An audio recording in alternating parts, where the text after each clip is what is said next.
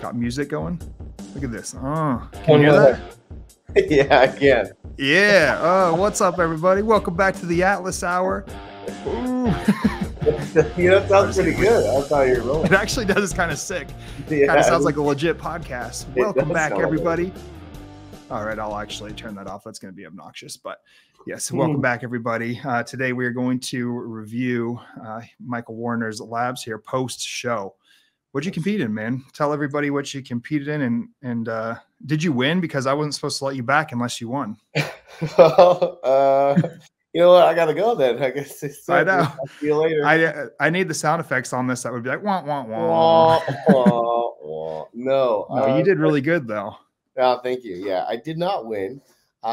Close, but I guess second place doesn't matter. I competed in classic bodybuilding and middleweight bodybuilding. So I got fourth place in classic, and then I ended up getting second place in middleweight bodybuilding. So in bodybuilding, I was one spot away, and in classic, I guess I was technically 2 spots away from a pro card. So nice, man. Close, but so are you moving forward? Are you going to continue to do 2 categories like that, or are you just going to put all of your effort into one? You know what sucks is that literally like the day after I competed, they increased my weight cap by 7 pounds. And it definitely changed things. It's like, well, do I, because I had already committed to not doing it again, because making weight at 175 pounds has been tough. And not just that, but I lose like my best look when I cut down that low.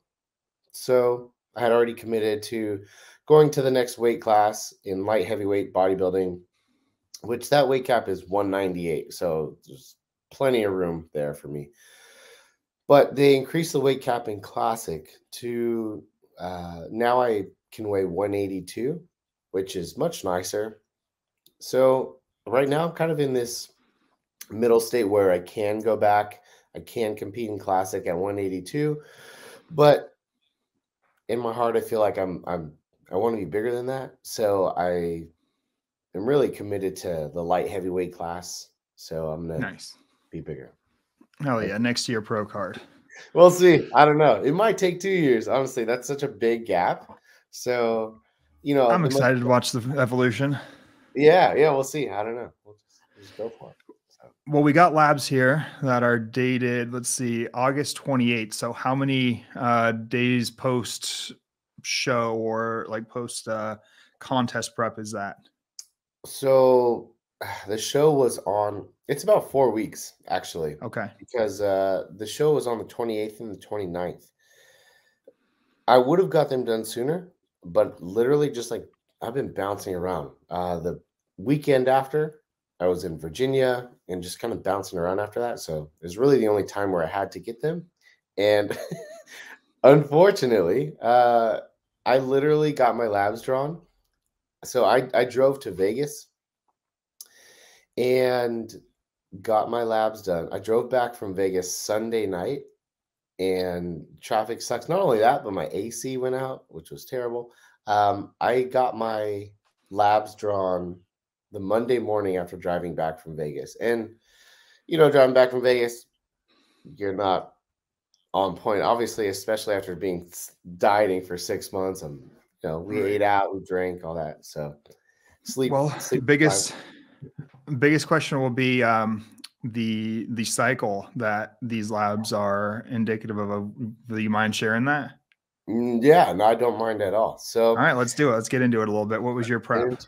Yeah, so this was actually the very first time that instead of coming off of everything completely, I decided to keep going.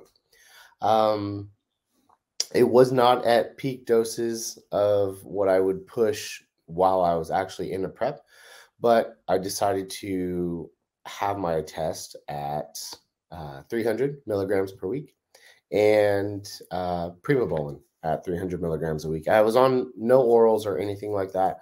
So all that was dropped off. And so mind you, like my dosing frequency was altered a little bit over the weekend prior to getting my labs drawn on Monday because I was in Vegas. And so I think there was a day where like I didn't even paint at all or anything like that. Actually, I stopped my primo on the Wednesday before going to Vegas.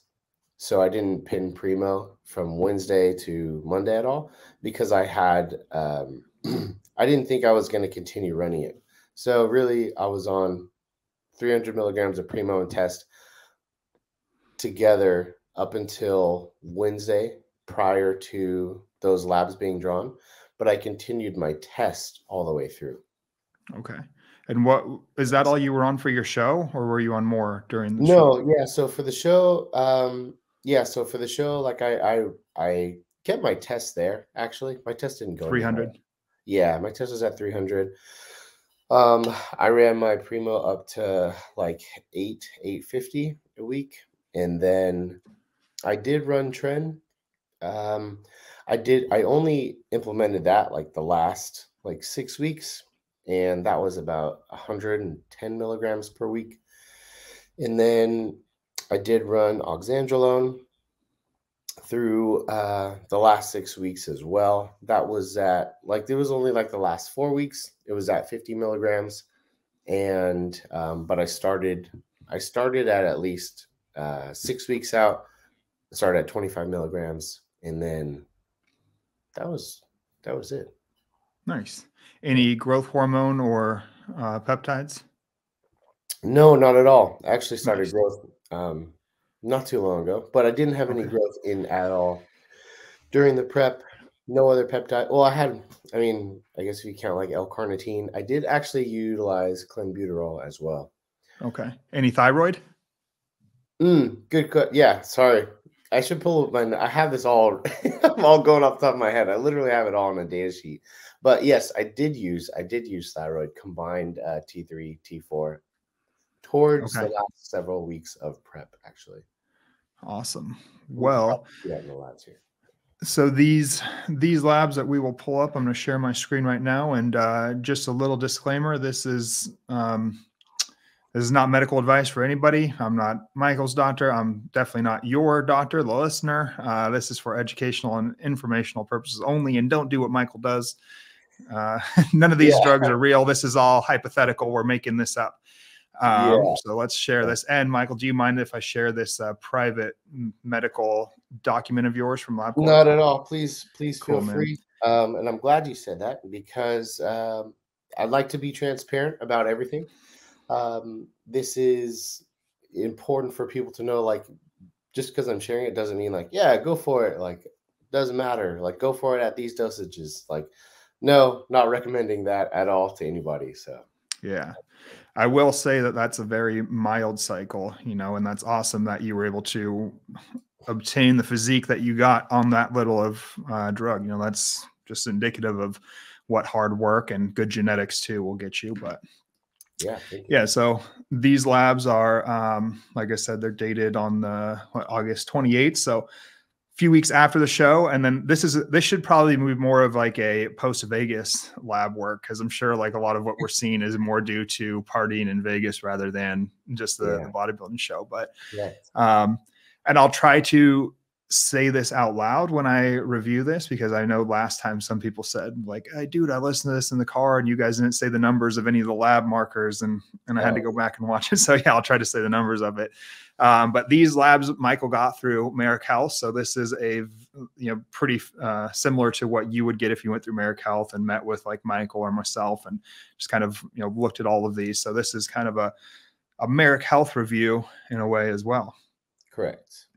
So yeah, this is starting out with the CBC comprehensive blood chemistry panel here. So we've got, basically all of his blood panel. And the biggest thing that we see sticking out would be the hematocrit.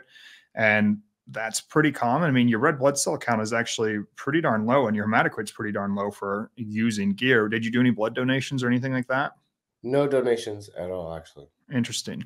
Yeah. So I've kind of thought too that a lot of times when people really respond negatively to testosterone with like extreme increases in red blood cell count and hematocrit, that it could be due to more of like insulin resistance and other issues driving severe erythropoiesis like that. You know, I don't have any backing to that, but sometimes it's almost pathological. And I see a lot of like the healthiest guys who run testosterone, even at higher doses, I see not as much of an impact. Have you noticed that too, looking over all the lab work at Marek? I have, yeah, actually. Yeah, it's interesting. So one thing though is your MCV and MCH is high. So that's kind of like a macrocytosis. So these are basically like how big the red blood cells are and how much hemoglobin is in there. And sometimes when you see that, you can think like anemia. And when those are high, you think iron deficiency. And that's the first thing I thought earlier when I looked at it, but went down and saw his iron. His iron's actually higher. So it's probably not an iron deficiency anemia. It's probably more likely due to some liver stress. Issues with liver will cause your red blood cells to have kind of a more fat attached to them. So the size of the red blood cell gets a little bit bigger. And as we'll get to later, you know, we're talking post show and post Vegas, we had a little bit of liver aggravation, if you will.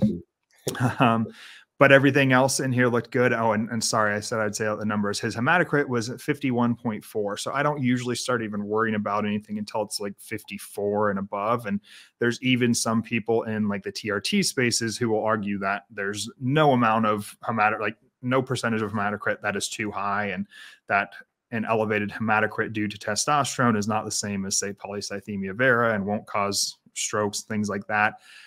I fall into the camp of let's just be safer. I'd rather be safe than sorry. So if somebody starts getting extremely high RBCs and hematocrit, I would suggest a blood donation, given that their iron can, you know, take it. I don't like the idea of telling people never to worry about it. I mean, we also don't have data that says that they're completely safe either. You know, right. Their argument is we don't have data saying that this is dangerous, but so right. It's a little nerve-wracking for me to let that elevate too high and never do anything about it. I do agree that people shouldn't just go give prophylactic blood donations like, you know, quarterly, like some clinics will tell people to do. Right. Right. People just like, oh, I feel like I need to give blood, so I'm just going to go give blood. Yeah. And or they're like, my other clinic told me to do it every 2 months, and they come back and they feel worse than before starting TRT because their iron's so low. Right. But now there's this other community who's like, no donations ever are needed. And it's like, dude, your hematocrit's 57%. Like, I think you should. Your blood pressure's super elevated. Right. You know, so, but every other aspect of his CBC looks good. So it doesn't look like, you know, no elevated white blood cell count or anything like that. No skewing of like inflammatory, you know, neutrophils or anything like that. Comprehensive metabolic panels in next one, the CMP. His glucose is at 98. So previously it was 79. 98, some would argue, is kind of high. I never really like to focus on morning glucose because I just think that it's a marker that doesn't tell us really anything.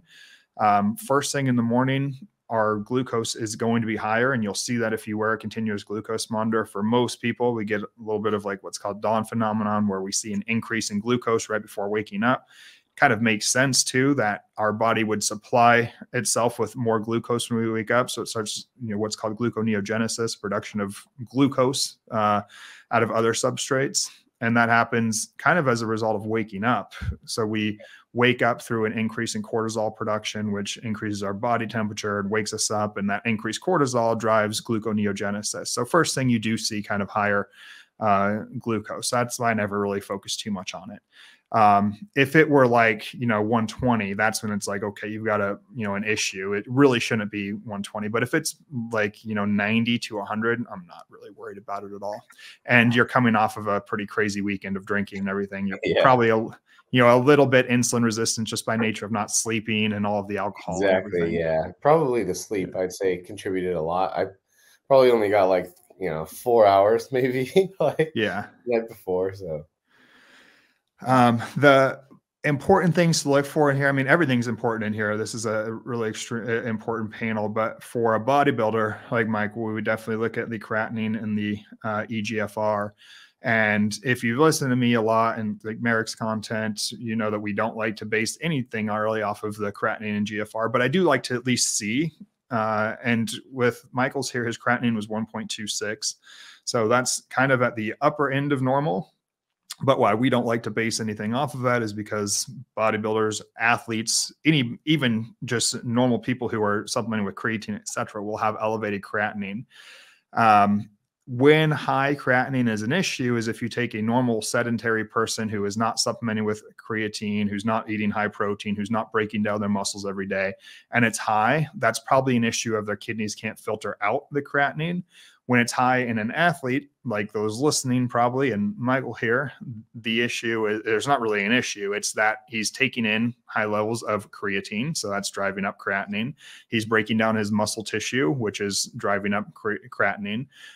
He's got a lot of muscle tissue. He's got a lot of protein intake. All of these things are driving it up. So it's not an issue of he can't filter it out. It's just that there's a lot going into his system.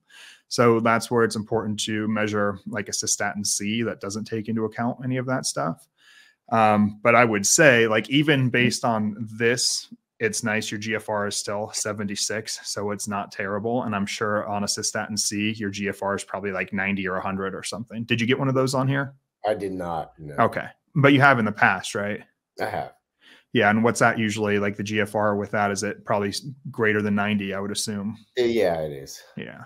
Yeah. So yeah, his creatinine and GFR are kind of irrelevant to us here, but it is nice to be like, oh, even with this terrible marker, somebody like a normal doctor would still see this kidney function as decent, which is cool. Your electrolytes weren't too skewed or anything, which is good, especially since you were probably you're probably a little dehydrated. Mm-hmm. And then coming down here, we see the liver function, which we kind of alluded to. So we've got his alkaline phosphatase, and then his transaminases, the AST and ALT. The alk phos was 34, and that's a little bit low. We would want that to probably be up around 50. So could have been a little zinc deficient potentially. Were you supplementing with any zinc or anything? No, unfortunately. Yeah. I usually do use like a thyroid like support, which has zinc, selenium, all that in there. And over the weekend, no, I didn't have any of that. Yeah. So it didn't even have a multivitamin with zinc or anything like that. So makes sense. Yeah, so with seeing this, we probably increase Michael's zinc a little bit. And then we've got the AST, which was at 105, and we would really like to see that ideally below 30. We've got his ALT at 97, same thing, kind of below 30. But again, this was probably more acute liver stress due to alcohol consumption more than anything else. As I said, he did use Anavar at 50 milligrams for a few weeks leading up to this. So that could have been playing a role as well. I also No, go ahead. On Sunday, prior to, driving back, I also trained legs heavily at Sin City Iron Gym. So there you go.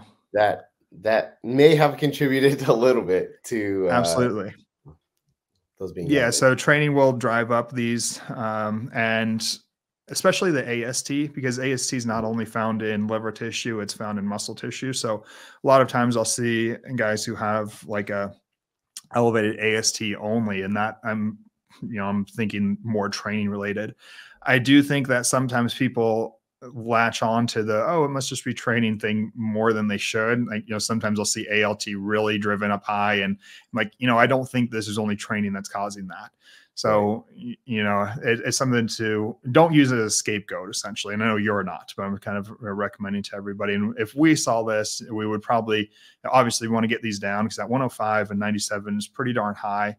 Probably recommend some liver support, stuff like TUDCA, which is a bile salt, NAC or N-acetylcysteine, which is kind of a precursor to glutathione. And then we would even probably do glutathione, maybe 1 or 2 injections of glutathione a week concurrently with the NAC supplementation. What have you implemented after seeing this for your liver? So glutathione is on the way. Awesome. I have that on the way. I also have NAC and then TUDCA as well. So those are probably like the main things that I have implemented. Yeah. And I would honestly assume that if you probably even got labs like a few days later, these would probably be down a bit because you just wouldn't have been drinking or taking any orals or anything. Mhm. And sometimes overkill to go and start supplementing with everything after seeing those. I'm sure if you just remove the aggravating agent essentially, which was ethanol in this point, like you're probably going to be fine. But all the same, it doesn't ever hurt to utilize some of those things. Right, right. Yeah. I will be doing my labs probably again here in like just a couple of weeks just to see, And we'll do instead this again then. instead Yeah. of having this This will like be yeah, part one and part two. do part two. Yeah.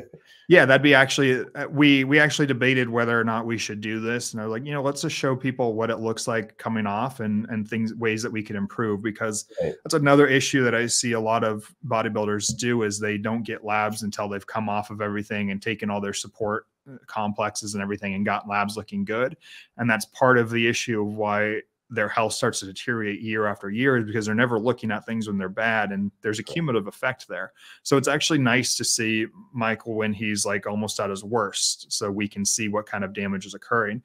Like if this AST was like 400, we might be like, dude, we probably shouldn't mess around with doing anything oral ever again because your liver is really stressed out. Where this time it's like mild elevation, it's about double the upper end, which most clinicians wouldn't even really look into. They would just retest. So if it's like 4 times, that's when we start doing like liver ultrasounds and things like that. But yeah, just it is a good note that you do these things when you're at your worst, not at your best. Correct. Yeah. And then the lipid panel, this one's going to be fun because this is probably a big result of the actual drugs, which is interesting. I mean, you were even on pretty low amounts. What was your diet like? I'm assuming pretty low saturated fat. Yeah, pretty low saturated fat, really like hardly any at all. I did, gosh, it's I say all clean food, all whole foods, which is, it was, but sometimes people are just like, well, what is that? What does that mean? It really ate almost pretty boring, but I guess it wasn't that boring to me. I wake up and I have, my whole eggs, I have spinach in there. Pretty much my meals between like 2 and 6 are, your lean protein, whether that's chicken breast, or that's turkey, or, sometimes I did have like a fish in there, like salmon. And then I always had greens, at least in 2 or 3 of my meals between meal 2 to 6. And carbohydrates really weren't that high, probably for the last several weeks, but it really I'm not ordering out anything like that. So, and really my saturated fats weren't high at all. I pretty much got all of my fats from either whole eggs, maybe some salmon, almonds, and almond butter. And we wouldn't assume that any of those would really drive up like LDL cholesterol, because most of those are unsaturated fatty acids. The question often comes up about eggs, and for eggs are a good source of dietary cholesterol, but usually cholesterol found in dietary sources doesn't increase our serum or our blood cholesterol. For most people, there are some people who genetically do absorb that cholesterol, and Michael may be one of those. I don't know. Do you always have whole eggs like year round? Year round. Okay. So you're probably not, because we can see previously, when you were still consuming eggs, you were at 99 and now you're at 164 for your LDL-C. So you're probably not one of those absorbers of cholesterol. The elevations that we see here in cholesterol, which for those only listening is an LDL-C of 164 and a decreased HDL of 21. It's pretty low. That's probably mainly due to the drugs, unfortunately. I'd say were you using, oh, go ahead. Like historically, my like even in this previous result date, which was on March 28th, my diet really didn't change, hasn't changed much between then and now. And I'd say like historically, even previous labs prior to March, like I've been using gear for several years now, so it's always been a little bit skewed for sure. But I guess this is probably one of the ones that like I've done closer to my post show. So seeing it skew like this isn't really surprising, but Right. Were you using any lipid lowering agents? ezetimibe actually, Okay. which did help. So if I look on the on the previous lab prior to this one, not the March 28th date, but the one prior to that, those were a little bit higher as well. And since using ezetimibe, it did help to reduce it, as you can see, like on the March 28th values there. I don't know. I think I honestly like didn't take my ezetimibe with me when I went to Vegas for like a week. Like because I left on basically Wednesday and didn't come back and start taking it again until like the Monday that I drew my labs. So I don't know if not taking it in combination with just having a weekend in Vegas in combination with the gear being present would have made this, had I taken ezetimibe daily up to that point, would it still be as skewed as it was? I really don't know, but Yeah, could have. So seeing these labs, like if somebody were to come in, we would probably recommend, I mean, at least ezetimibe, which if he was already on and he's still pulling like a 164, which, maybe he wasn't because maybe it's because he didn't have it and et cetera. But if he was taking ezetimibe and still getting an LDL-C of 164, I'd probably recommend a statin at that point. We usually like to use rosuvastatin due to its kind of low side effect profile. I've taken rosuvastatin at high doses where I think I took like 20 milligrams a day. And we usually recommend like 5 to 10 milligrams 2 to 3 times a week in combination with ezetimibe. But I took high and just crushed my LDL to like double digits, and I didn't feel a thing. It didn't negatively impact my performance or my cognition or anything. So I know a lot of people hate statins because for some reason they've been so demonized, but only around or less than 5% of people actually experience side effects from them.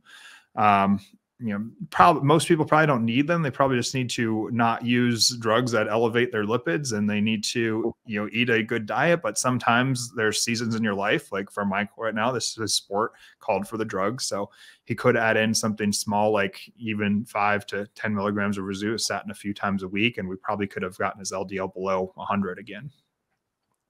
Have you ever taken a statin? never actually. Interesting. Yeah, it would be interesting to see how you respond to it and if it negatively impacts your performance or anything. Because that would be the biggest. We would just want to make sure that you don't get any muscle soreness or anything, because you can't mess up your training. Right. I really personally don't care about the LDL to HDL ratio. His triglycerides are a little bit high, and that's probably due to the weekend, just being, a little bit insulin resistant, all the alcohol, all of that, the poor sleep quality, all that kind of just acutely driving up insulin resistance and triglycerides. The HDL has been historically low for him. It was 22, now 21, and that's just nature of testosterone. Even if he was just on TRT doses, which most of the year he is, it's going to suppress HDL. Mine's the exact same way.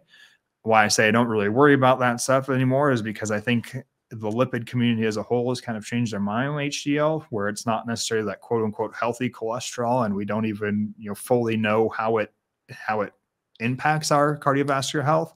We question that because we've made drugs that increase HDL significantly, and it didn't change outcomes at all, meaning people still died from the same amount of heart attacks, strokes, cardiovascular events as they did when their HDL was lower. So I don't worry too much about that. I think the biggest thing to look at here is like the LDL-C and the triglycerides kind of. And in a natural individual, the triglycerides to HDL ratio can be a good marker of their metabolic health. But in somebody like Michael, his are going to be low all the time just due to the drugs. Mm-hmm. Next, we have the iron, and that's probably in a little acute bump, either from dietary, like maybe had some steaks, or even a little bit of the liver stress causing that too. Because normally his liver's fine, or his iron's fine. I had a fat steak the night before, actually. Nice. All bloody and full of iron. Yeah, it's great. So yeah, for those listening, sorry, it was 183, kind of upper end of normal is usually like 150, 160. It's going to vary, but I'm not too concerned with it. It would be, let's see, did we get ferritin? They never put it together. Yeah, here's ferritin. I personally don't see this as like too high. It was 250. So maybe, his iron, his ferritin were a little driven up by both eating and then also a little bit of liver inflammation, but not overly concerned with that. Where was your testosterone? Oh yeah. So testosterone, which everybody's going to be super excited to hear about, actually only 995 nanograms per deciliter, which is actually a little low. I would expect for 300 Me too. milligrams of testosterone. But how long did you say it had been since you injected? You know what, man? Like it might have been like 1 or 2 days, and I might have done it like, usually it's like mid-morning every time that I do it. It could have been 1 or 2 days off. Okay. And it might have done it like at night, I don't really know. I was surprised, honestly, when I saw that too. So, yeah, it's hard to say. So it'll be interesting to compare this to when I do them again in a few weeks to see. Yeah. Obviously, my dosage is going to be way down. Like I'm not on 300 anymore. But it was interesting to see 995. So I don't know. And it could have been, I mean, obviously this is like a trough, it's going to be at the lowest point if it had been a few days, which isn't bad. So, he's kind of at his lowest getting to be around 1,000. So it's normal, I would say. What was that previous one in March? How much were you on? Same dose? I believe it was the same dose. Yeah, actually. Okay. And is that pharmaceutical or underground? At that point, it was pharmaceutical. Okay, cool. Yeah. So that's always something to question too, because sometimes people think they're taking one thing and then they're not. And that can either be super high or super low. That's kind of the problem with underground, which makes sense. And everybody's probably like, duh. But, I think, yeah, I've seen it go both ways. I'm sure you have too, after seeing the amount of labs that we have. Either somebody's like, oh, I thought I was only taking, 120 a week, and their levels are like 2,000 because the underground company mega dosed it so that they look good on the forums essentially. Or they've underdosed it where people are coming in and their testosterone's like 400, even though they think they're on a dose of 150, which it should be much higher, Right.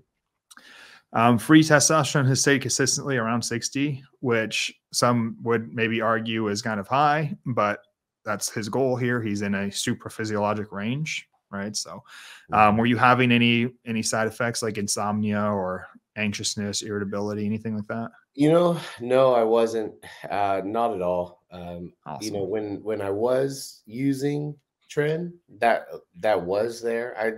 I don't want to say insomnia, but I just kind of consistently woke up like, granted, I did go to bed. My sleep wake schedule was very routine and regimented. I'd go to bed at like 9 o'clock and wake up around like 5:45, 6 a.m. So my sleep was not that much of, it wasn't interrupted that much, I'd say, but I don't really have and I never really experienced like insomnia like that. So, and at this point I was already off of it for like three or 4 weeks. So, but no.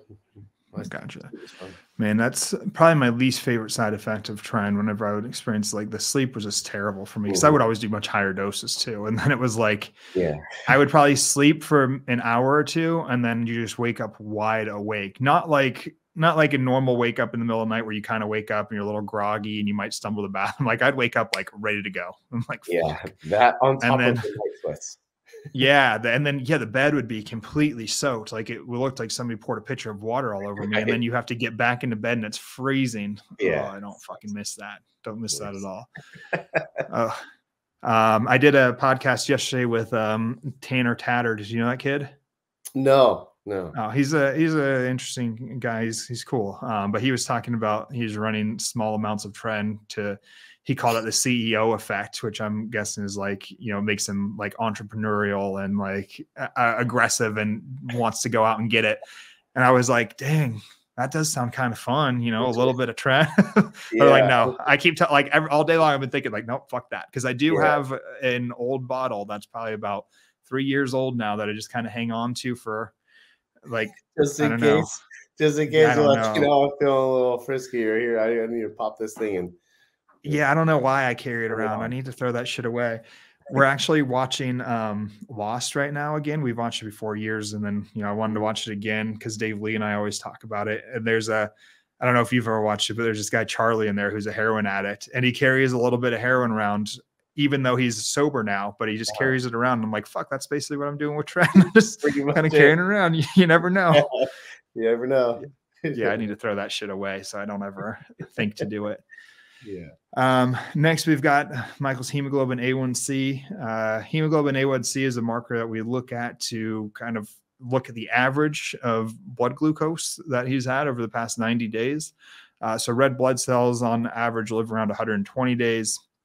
And then the red blood cells are exposed to glucose, and a chemical reaction occurs called like glycosylation, where they kind of change the structure of the protein, the hemoglobin. And when the people in the lab are looking at it, they look at what the hemoglobin essentially looks like, what percentage of that has been glycosylated, and then they can estimate kind of based on the lifespan of the red blood cell, your glucose levels kind of over the past 90 days.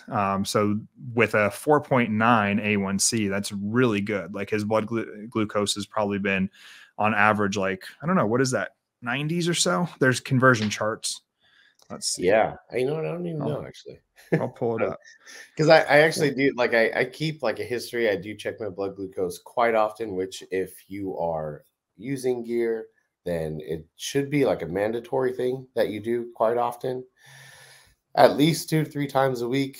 At this point, I was probably doing it. Well, when I was in Vegas, I didn't do it every day, but you know, it's one of those things where I do it. I mean, I literally have like, I keep a monitor all the time just to check. So you can look at, there's conversion tables like this, and this one says that a 4.9 A1C is a 97 milligrams per deciliter average glucose, which is awesome, because that, I mean, he's eating probably, you know, meals consistently throughout the day where his glucose does spike, but on average, his glucose is down at like 97. So that means he's super insulin sensitive and he's returning to baseline really quickly, which is great. So yeah, that's good. He's very metabolically healthy, very insulin sensitive, I'm sure. DHEA is a good one to be looking at, especially coming off of a like higher cycle for him. Because I do find that like anabolics can destroy neurosteroid profiles. Were you taking any DHEA or pregnenolone? Actually, yeah, I do. Cool. This is why I probably should have read off of a list. I do take DHEA and pregnenolone. Awesome. Yeah. So I think that's really important for people to test. I never looked at my DHEA or pregnenolone for years when I would cycle things, and mine were obliterated when I finally did look. And the most side effects that I had, I felt like were cognitive and neuro related. So I was feeling like, you know, I was kind of stupid essentially. And people have heard me tell that story a million times. And when I looked at my neurosteroids, they were literally like undetectable. I think my first DHEA was like double digits and my pregnenolone just said undetectable. So supplementing with those has been super beneficial. I no longer use any amount of anabolics, but I wish that if I went back, you know, I would have been supplementing with them. That's something that Vigorous Steve kind of harped on a lot, and I would definitely agree with him there. But yeah, Michael's look great. They're really good. Cortisol, it's you could say a little bit high. It's on the higher end. His cortisol is 19.1. So kind of 19 is the higher end of normal in the morning, but we do expect cortisol to be high in the morning. First thing, like we talked about, you wake up, your cortisol elevates and that wakes you up. He was in Vegas coming off of partying, a little bit of, you know, extra stress. I don't really worry too much about cortisol. And I think that a lot of times, like just the cortisol that we get on here is a good way, you know, for people like naturopathic people to sell you some shit that you don't need. Cortisol is going to fluctuate so much that, like, I mean, if Michael got this done an hour later, his cortisol probably would have been completely different. So unless it's completely out of whack, when I see a cortisol, I'm not really doing anything about it. So if his cortisol was like 40, we would be like, oh, wow, like there's maybe something wrong here. You know, this is kind of double the upper end. Or if it was super low too, like if it was like 1 or 2, then maybe there's an issue. But something around like 19, somebody's trying to sell you something for your cortisol because you were at the upper end of normal. It's kind of probably quackery, in my opinion. Yeah, I agree. Yeah. And if somebody wants to get like a, you know, an accurate idea of what's going on with their cortisol, then just do a salivary test. Yeah, or even like a Dutch test where you're, you know, so that you're getting 24 hours of your urinating and actually seeing. But we can't tell too much on the cortisol. Is kind of like, I only look at it if it's completely out of range when we get a blood cortisol. TSH is his thyroid stimulating hormone. That was previously 2.5, which I think is good. And now we know he was on some bit of thyroid and it was 1.6, also very good. For those listening, TSH is thyroid stimulating hormone. That is kind of very similar to like LH and FSH for testosterone. It's the signaling hormone that tells the thyroid to produce thyroid. So the higher that gets, we kind of assume the worse output the thyroid is having. So a TSH of 1.6 is great. And how much thyroid were you taking? It's a combination of 18. Well, at that point, it's probably 18 and 76, like T3, T4. Okay, so 18 T3 and 76. Yeah, and that was synthetic, not NDT. Correct. Okay. And NDT is natural desiccated thyroid. Some people prefer that to the synthetic and vice versa. Have you taken NDT? I have not, actually. It'd be interesting to see if you could tell any difference. I actually don't really even feel much from thyroid when I take it. I don't know. Do you? I definitely felt different for sure. How? In a good way? In a good way. Yeah, in a good way. I would feel, especially just with being so just aware of how like lethargic and tired I'm feeling like during prep. I definitely felt a major difference from when I didn't have it at all to when I started taking it. And then from if I was taking it and then for whatever reason just didn't take it a day or two or whatever, and then I ended up taking it again, definitely like a energy difference for sure. Nice. Do you think you'll continue taking it? No, not any. I'll only take it if I'm in like a chronic deficit, or for a little bit while I'm on a calorie deficit for a prep or something. Outside of that, when I have adequate sleep, when my nutritional intake is just either at like a baseline or even in a surplus, I don't see any reason or any need for it at all.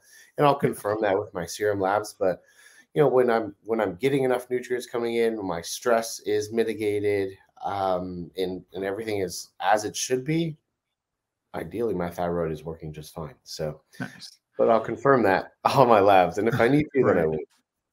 I know some bodybuilders will leave a little bit of like thyroid in the off season just to help to ensure adequate protein or nutrient partitioning, essentially making sure that your metabolism is really dialed in, because thyroid in a way can be kind of anabolic too, because it is ensuring adequate nutrient partitioning. So some people do leave it in. Yeah, I'd be interested to see where your levels are kind of just mid cruise. Right. Because it will lower more like acutely in response to low calories. And that's why, Michael's saying that he'll add that in. The cool thing about thyroid is that you can kind of just take it and cycle thyroid pretty easily. And you don't really have to do any post-cycle therapy or anything like that. Thyroid rebounds super fast. I actually took T3 for like years because I was always afraid of getting fat and I always had T3 in. And I finally took it out. I tested my labs about a week later and my TSH was back to normal with, T3 had completely cleared. So whenever I take it out, I do usually remove or lower my calories a little bit for a few days. Do you do that? No, not historically. And yeah, I'm just anal and super afraid of ever being fat. So I would be like, oh, I'm pulling it out. If I didn't have any rebound, I better lower my calories by a few hundred. And that's probably unnecessary. Let's see. Next is his prolactin. So previously his prolactin was 22. This was in March and it went down to 12.8. And that's good. Normal prolactin is kind of below 15. And we tend to try to get it like 10 and below, but I don't really see any real need for that. I think below 15 is pretty normal. High prolactin, as a lot of you know, can kind of feel like low testosterone and cause low libido, low motivation. So many things can elevate prolactin too. Like his previous kind of spike could have just been due to exercise or anything like that. Were you taking anything to lower prolactin between the previous labs and now? P5P. Okay. Yeah. I took originally I was taking, I think I might have been taking like 50 milligrams and then I increased it to 100. Nice. So do you find any drugs elevate your prolactin? I haven't seen, it's hard to correlate, exactly. but I haven't seen, no. So isn't Tren thought to elevate prolactin? Trend would be, yeah, but I was on trend closer to this lab being drawn Yeah, than I was on the last one. right, And, my prolactin was at a 22.6 on the last one. I didn't have trend anywhere near that. right. And on this one I did, and it was lower. So, So that's why it's important too for people to get labs, because there are some people who go, "Oh, I'm going to be on trend. Let me add in Caber." And Caber is a super toxic drug that you shouldn't really just be messing with and adding in willy nilly. And if Michael would have had that, thought, that would have been completely unnecessary because he was essentially taking trend and pulling a 12 prolactin. So right. No more Caber at all. evidence to, never guess. Always, draw your labs. His PSA, prostate specific antigen, was at 0.5. Anything below around probably a 3 is good. I mean, we even like it below 1 in a young guy like Michael. So perfectly right there. 0.5. It went from 0.4 to 0.5. That's not anything that anybody would ever even flinch about. So prostate looks totally normal. And that's there's evidence for people who think that, TRT is going to drive up their PSA. He was on a significant amount of androgens and it went up 0.1. So Correct. IGF-1, it was 335. Anything below like 300, or I mean, like 300 is normally the upper end of normal. You're at 335, so pretty elevated, but you weren't on any growth at this point, right? None at all. So probably all just being driven by the higher levels of testosterone. Yeah, I'd be interested to see where yours is with the growth hormone in. Yeah, we'll find out. CRP, this is an important one to look at because this is a marker of inflammation. I like the CRP and I also don't, because it's so hard to tell. I mean, all it's telling us is that you have inflammation in your blood, basically, and it doesn't tell us where from. And inflammation is a very normal, healthy thing. And I mean, even if Michael had worked out that morning, we probably would see a little bit of an elevation in CRP, or if he had, I don't know, had a cut on his body or caught a flu or anything like that, we're going to see inflammation. And that's not like pathologic inflammation that we're worried about. We're more concerned with chronic low-grade inflammation. Like his previous CRP was 1.52, and that's kind of low-grade inflammation. And if we were to see it at 1.5 again, or slowly trending up like 1.8, that would be a little bit more concerning. I think it's, even after just 2 readings, I wouldn't be overly concerned. But if it was like for the next few years, we always see it like 1.5, 1.6, 1.7, it's like, okay, this is a little bit more concerning for like intra-arterial plaque inflammation or something that we should be concerned with. But we see guys who come in and they have like, a 6 CRP, and then you talk to them and they're like, oh yeah, I think I was fighting off allergies around that time. I had a lot of hay fever. And that makes total sense. And you don't have to run out and buy every anti-inflammatory there is. As we can see, Michael actually increased what one would think would be inflammatory behaviors. He increased his drugs. He did a bodybuilding show. He went to Vegas and partied, and his inflammation's down lower. So we didn't need to like overreact when we saw 1.5 previously, because his inflammation did come down. That's the answer. Yeah, yeah, that's what you got to do. Yeah, you got to go do more drugs and party, and you lower it. But whenever I do see any elevation, since at the end of the day, you do want to lower your inflammation a lot of times. I mean, you want to like knock down your inflammation if you're sick because you want it higher. But when you see like a little bit of low grade, I always say the best thing to do is just increase antioxidant intake. And how you should do that before doing anything else is in the diet. So fruits and vegetables, and you're actually probably consuming a lot of those at that time, because they're, so you're probably getting a lot of antioxidants that way. And then we talked about previously, like the N-acetylcysteine and the glutathione, potent antioxidants, omega-3s. Melatonin is one that I really like. Do you run any melatonin? I do. Yeah. I take anywhere between like 10 to 20 milligrams a night. Nice. Perfect. Yeah. So that's on the higher end. My last video, or a few videos back, I just did one on Huberman and melatonin, how I disagreed with them on melatonin. And I think for people like Michael, like I said in that video, bodybuilders who have a exposure to a lot of oxidative stress, melatonin is great because it is such a potent antioxidant, and maybe potentially help a little bit with the transomnia. Yeah. Exactly. Your estradiol next is estradiol came back at 29.1. I think that's perfectly fine. I actually would see that kind of lower, and I would suspect it's likely due to the Primo. Would you agree? I would agree too. And Yeah. here, like I did not use any AI, no aromatase inhibitor, nothing like that. And I don't. In any Awesome. prep, off season, whatever you want to call it, I don't use them at all. Yep. And have you ever? I have. Yeah, I Yeah. have. But not anymore. Not anymore. Can you tell a difference in your look? Like, has you obviously your look hasn't deteriorated because I think you keep bringing a better package each year. Yeah, it's probably more so in the way that I feel as well. Excuse me. So, yeah, I don't see any need for it anymore, especially with like just being able to mitigate the stack design with like a DHT in there, like Primobolan.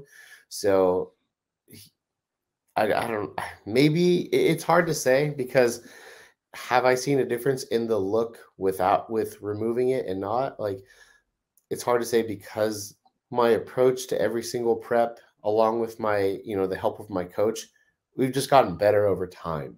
So Yeah. But I think you've probably been running less gear, healthier cycle design, but still getting better, right? correct. Yeah. Like Yeah. So it's not like previously by I've being been healthier, your look is taking a hit. It's actually probably improving, interestingly. exactly. Yeah. Yeah. I think like total dosage, even with like orals included, it's not really higher than like 1.5 grams. It's like maybe right there. That's pretty damn low. There's a lot of recreational users who will be using more than that. So that's awesome.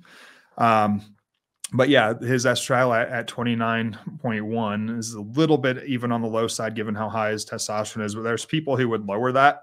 And I think that's crazy. Mhm. All the neuroprotective, the cardioprotective benefits of estriol, especially as we talked about having those kind of neurotoxic drugs in like tren, maybe the estriol was in some way helping to offset that. So I would never want to lower it, especially running neurotoxic drugs like that. Mhm. And like you said, you felt better.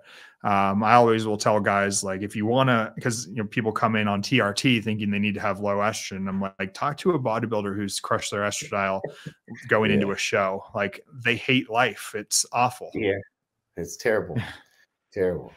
Um, Next one is fasting insulin. This is a really important marker, and I like this one better than the fasting glucose. I even kind of like it better than the A1C because A1C can be variable based on people's red blood cell lifespan.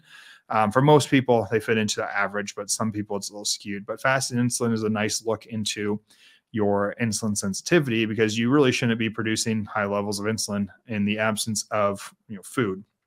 For Michael, coming off of a weekend of partying and sleep deprivation, his fasting insulin was a little bit higher. And if we saw this normally, we'd be like, oh shit, you're insulin resistant. But this is where the kind of the art of putting lab work together. You go back and you look at the glucose, you go back and you look at the A1C, and we have a lot of labs to look back on, which is nice. So historically, his insulin's less than 5, which is as good as you can get. His insulin now at 16.3, it's like, oh, this is probably more the result of a bad weekend rather than anything else. So yeah, I don't think he's insulin resistant, though. If this was just somebody who came in with 2 readings of 16.3 and a high A1C, we might suggest something like at least berberine to start. Berberine's over the counter and works similarly to metformin, kind of help to shuttle glucose into the muscles. Even metformin would be good. I personally prefer metformin to berberine just because berberine and I don't do well together. It makes me feel sick. We even sometimes suggest like a GLP-1 agonist like semaglutide or something. Oh, did you use any GLPs during your cut? No GLPs at No. all. I thought about it actually, but you don't really care about food and stuff, if I remember right? Like you correct. don't Yeah, mind cutting? Yeah. yeah, I'm not super food driven. So, but I did think about it. You know what kind of helped actually along the way a little bit is melanotan. Yeah. It does have a mild nausea effect, I'd say, Yep. especially if you use like a little bit too much. So I Oh, guess kind of in the fucking same hate way. it. Yeah. I want to run melanotan here soon because we got the Swiss coming up and stuff, and I'm like, That's oh, right. I'm all pasty. I want to be like looking good, and I got to stand next to Michael. He's gonna be all jacked with his teeth glowing like always. So Like I need to run some melanotan, but I always fucking like, I don't look forward to that because my first probably 3 injections make me feel awful. It's Yeah. like such a weird feeling. I feel sick and I have a raging boner and it's really weird. Yeah. It's weird stuff. It does. It kind of, it's like a low grade nausea. That's like almost just, it almost makes me feel crampy and like bloated in a weird way. And Yeah, then the erections come out of nowhere. yeah, they're just like, what is going on here? Yeah, it's a it's weird. It's weird, but once you get past that, it's the tan's See, the nice. problem with me is I'm like, I'll do it for 2 times and both those times suck. And then I'm like, fuck it, I'm not doing a third. Knowing damn well that if I just push it through like the next time, I'd probably be fine and could take Right. off. And because I have done that, but usually the first few times mess me up. I got nasal melanotan here recently Oh, on interesting. recommendation from our other PCC, Caleb. I don't know how well it works though, because I don't get nauseous. I kind of feel like, is it even being absorbed? So one day I went overboard and I did like 10 in each nose. I was like Victoria's like, are you doing drugs in there? And then I felt sick. So I was like, okay, this actually does work. Oh man, I didn't even know we had a nasal. That's interesting. Yeah, I don't know if like the pharmacies carry it or not. I was using it from somebody else, which I don't recommend. Don't find things on the black market, everybody. But all right, we already talked about ferritin. His ferritin, like, fine. SHBG was lower here, and that's probably due to the Anavar and the high doses of anabolic. Both of those will suppress SHBG. If this was a normal person like on TRT, we'd want to increase that SHBG. And I would even still maybe try to increase it a bit because you don't want it too low. It can negatively impact libido and everything. But we know why his was lower. So, and his, it was probably also a little bit impacted by the acute insulin resistance you had as well. Right. Yeah. And then the last one being ApoB or apolipoprotein B came back at 125. I personally like ApoB, like 60 and below. I kind of fall into that really aggressive, like Peter Attia camp on that one. Not everybody agrees with that, and that's totally fine. But I think the consensus in most communities, like less than 90 is ideal. So Michael's at 125, and we kind of already talked about this because we talked about the LDLC being higher. So I think that will come down, and with the ezetimibe, it probably will. Did you run any other supplements like citrus bergamot or nattokinase or anything? No, neither of those. So I would probably do that too. Like if it were, somebody that was coaching or something to recommend, like citrus bergamot, nattokinase, especially if you wanted to stay away from a statin. Sometimes we can kind of trick people into a statin, telling them to use red yeast rice because they think that they're getting it over the counter. And I'm like, you do realize this is a statin. I don't tell them that because people are like, I'll never take a statin. I'm going to take red yeast rice. I'm like, okay, sounds good. You do that. Yeah, it's kind of funny. But overall, I'd say not terrible labs, not your normal. And that's fine. We'll check them out next time in a few weeks, see where you're at. Yeah, exactly. So pretty cool. How'd you feel about them? I wasn't like too thrilled when seeing him. wasn't too thrilled, but I wasn't surprised, I guess I should say, either. I anticipate that they're not going to be amazing, especially coming off of, show prep, and then especially coming off of a weekend like that in Vegas. But again, I think it's good to give yourself some insight and see what they are like at their worst or potential worst. That way, you know how to mitigate it. If you're only looking at your labs when they're good, or like when everything is just perfect, your diet's on point, and you're not running these extra drugs, you're not drinking, you're not, I don't know, your sleep's on point. If you're only looking at it when they're good, then you're not really giving yourself a fair insight into the potential damage you're causing yourself when you're living your normal life, or when things are just like, when you're not on point. So I highly recommend people do labs, and you can go to Marek Health, use code Atlas. You can get a discount on the lab package. Actually, it's more robust than this lab that you did. It's a little bit bigger, but you could also build your own labs and then use code Atlas at checkout if you wanted. You don't even have to use Code Atlas. You can go get whatever type of labs and then meet with somebody like Michael, or meet with Michael first and talk about your own kind of goals and what you want to do. So I would probably suggest, I usually suggest people meet with like a health coach like Michael first and talk to him, because as you can tell, Michael's really informed about this stuff and knows what to look at. And he works with a lot of bodybuilders, and maybe he would add a few things on too, like a cystatin C, for example, which we can do next time. It's nice to get somebody in there to talk to first. Any closing statements, dude? Let me put on some music as we leave out of here. Hell yeah. Get the vibe going. No, it's just really important. Just make sure you check your labs again, like I just stated. Make sure you check them when, you know, they are potentially not as great as they could be. That way you have more insight. Get them checked by your coach. Get them checked from us here at Marek Health. You know, have somebody like myself check them. Have somebody like Dr. Hotchkiss like look over you, make sure you are all good to go, and just so you stay optimal all the time. Be informed with your decisions.